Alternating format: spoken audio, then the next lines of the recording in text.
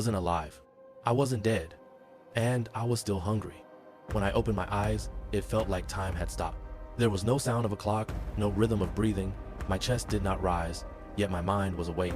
As I sat up on the cold metal surface, I realized my body no longer felt like mine. My hands were trembling, but my heart was not beating.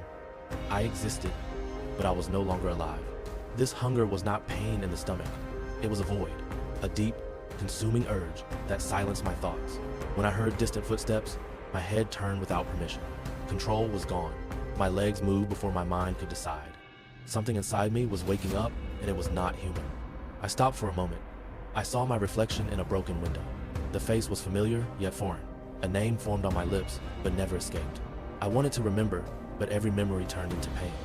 The life I once had was no longer a comfort, it was a curse. I heard a scream. And then I was running. I didn't know why. I only knew I couldn't stop. With every step, the last human voice inside me grew quieter.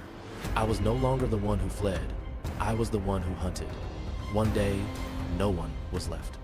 No screams, no footsteps. The world was empty, yet I remained.